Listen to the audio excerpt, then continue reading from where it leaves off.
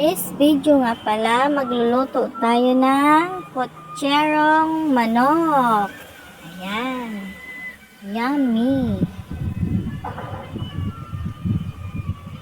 Ito pala yung mga ingredients niya. Manok, repolyo, carrots, patatas, sinog na saging na saba, bawang at sibuyas. At may tomato sauce. Manok.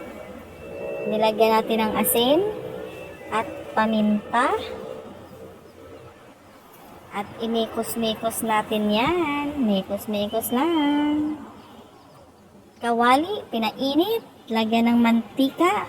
At iprito ang hinog na saba. Or saging na saba.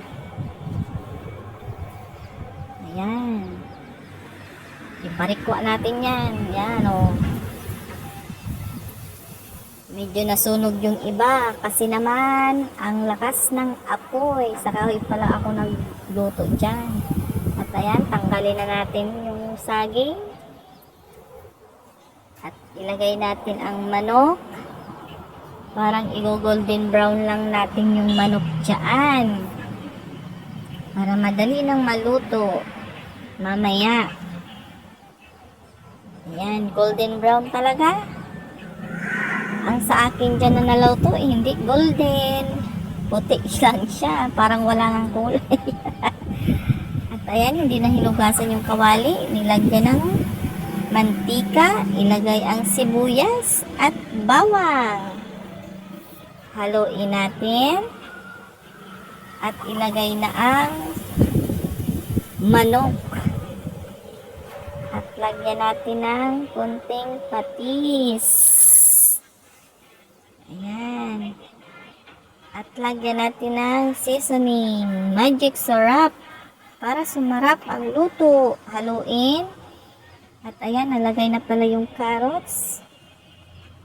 At lagyan natin ng tomato sauce. Haluin natin siya. At lagyan natin ng tubig. At ayan na, kumulo na siya. At ilagay na natin yung patatas. Haluin natin. Kumulo na siya. At ilagay na natin yung pritong saba kanina. Ayan. Haluin natin. At kumulo na siya. At ilagay na natin ang repolyo. Ayan. Haluin natin siya ng maigi. Ayan.